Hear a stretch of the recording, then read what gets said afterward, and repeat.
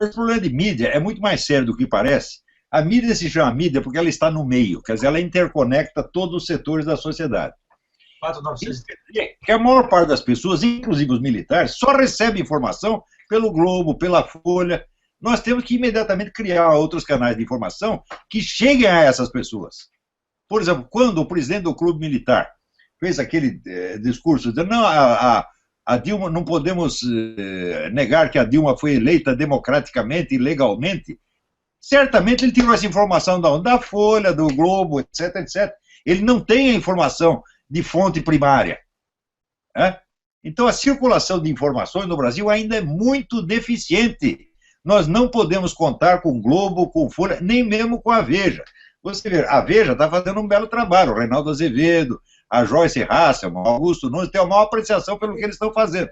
Mas nós não podemos esquecer que a editora Abril, na pessoa do seu Robert Chivita, foi uma das grandes responsáveis pela destruição da infância brasileira. As revistas Escola e Sala de Aula foram os instrumentos fundamentais para a adoção do socioconstrutivismo, que é uma teoria marxista, materialista, dialética, feita já para subjugar o cérebro das crianças, e que hoje está provado que o socioconstrutivismo cria até lesão cerebral. Isso aí a editora Abril fez. Tá entendendo? E às vezes, veja, por que às vezes fazem uma oposição muito moderada, porque tem rabo preso no passado?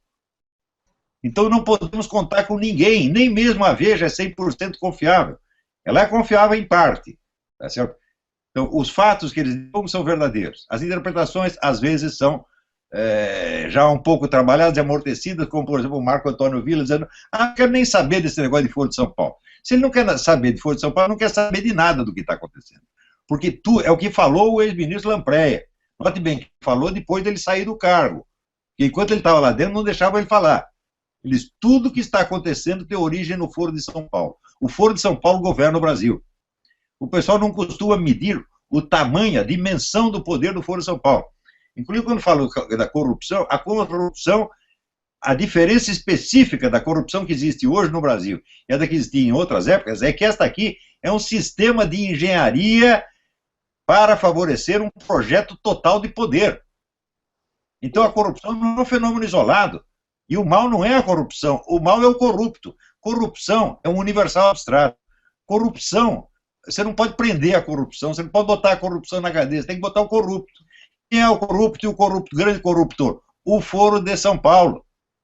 Então, este é o alvo principal da nossa luta. Inclusive, derrotando o Foro de São Paulo no Brasil, nós quebramos a espinha dorsal do monstro em toda a América Latina.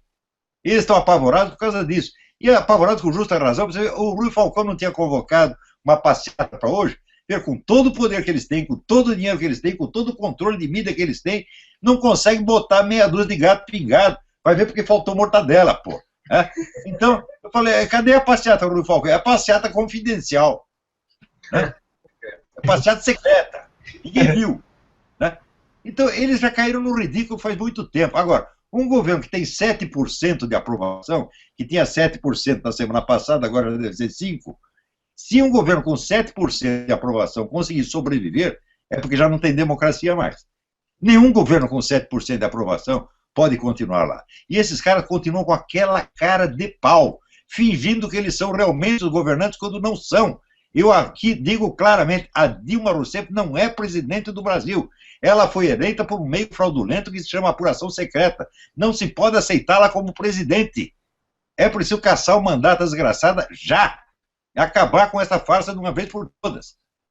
Isso é uma coisa tão evidente. Agora, eu sei o seguinte, quando eu falo as coisas, o pessoal leva 5, 6 anos para meter aqui na cabeça. Por que está todo mundo assim? É o socioconstrutivismo. Aprenderam a ler por método socioconstrutivismo, levam 1 ano e meio para tirar uma conclusão que devia tirar em 2 segundos. Isso, uma grande parte da população está assim. Senão, já teriam percebido tudo há muito tempo. Na primeira vez que eu... Por exemplo, quando eu divulguei o discurso do Lula, que saiu no próprio site da presidência, contando as atividades clandestinas do Foro de São Paulo e dizendo que ele tomava decisões de governo em reuniões secretas com Hugo Chávez e Fidel Castro. A hora que falou isso, já era para tirar o cara de lá, pô, imediatamente. Você não pode permitir que uma organização estrangeira, cuja língua oficial é o espanhol, de governo o Brasil. Não tem o menor sentido isso aí. Ou seja, esse cara já era para ter sido caçado há muito tempo, mas o cérebro nacional está meio lento. Né? Todo mundo que foi alfabetizado depois dos anos 70 foi todo mundo no sócio-construtivismo. E é um desastre. Você vê, no Brasil tem grandes educadores, como o Luiz Carlos Faria da Silva, o professor Pierluigi Piazza, eles estão explicando há 20 anos a devastação que isto produz na inteligência das pessoas. Então, a destruição da inteligência dos brasileiros foi o primeiro passo. E começou, note bem, quando que eles começaram isso? Começaram ainda no tempo dos militares, porque ocupavam postos importantes na educação, escreviam para a revista Escola e Sala de Aula, estavam lá na Fundação Vitor Chivita, e foram empurrando esse sócio-construtivismo, que foi inventado por um advogado comunista chamado Lev Vygotsky, que nunca foi educador na vida, nunca educou um cachorro, porra. Né? E outros, como Emília Ferreiro e Paulo Freire, etc, etc. Quando fala de Paulo Freire, me mostre um escritor, um filósofo, um cientista, ou mesmo um executivo que tenha sido educado pelo Paulo Freire. Não tem nenhum. A técnica do Paulo Freire é o seguinte: pegar uma certa quantidade de coitadinhos e transformá-los em igual quantidade de coitadinhos. Coitadinhos eram e coitadinhos continuaram. É esse o efeito da educação do Paulo Freire. Agora, uma coisa que o pessoal não lembra é o seguinte: o Partido Comunista sempre teve a maior rede de interproteção e de interbadalação mundial. Entendeu? Então ele sempre tem um suporte. O cara recebeu um diploma honoris causa por não sei o quê. Você vai ver, é o lobby do Partido Comunista que está lá dentro. Isso tudo tem que ser estudado. Veja, o déficit de informação que nós temos sobre a história da esquerda no Brasil é monstruoso. Monstruoso.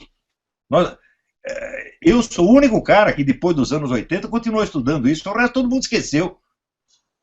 Agora, hoje em dia, o pessoal já volta a se interessar. Porém, temos que pesquisar, temos que investigar, temos que contar a história inteira. Uma história que ninguém contou. Esses brasileiros que foram para Cuba, muitos deles, não só os Zé, viraram oficiais do serviço secreto cubano. Quantos cubanos eles ajudaram a matar e torturar? Né? Isso nunca foi investigado. Se você procurar, você vai encontrar, com certeza. E este material do Paulo Abranches, isso é uma preciosidade, porque está lá com toda a lista da KGB. A penetração da KGB no governo João Goulart foi uma monstruosidade. Eram centenas de pessoas. E não é só no governo, é na mídia, na televisão, na educação, em tudo quanto é lugar. Não era cara que era simplesmente militante comunista, era gente da KGB mesmo. Tá certo? E tudo isso tem que ser investigado. Nós temos que fazer a nossa comissão da verdade. O que eles fizeram não é uma comissão da verdade, é comissão da verdade. Né? Agora tem que fazer, de fato, uma comissão da verdade.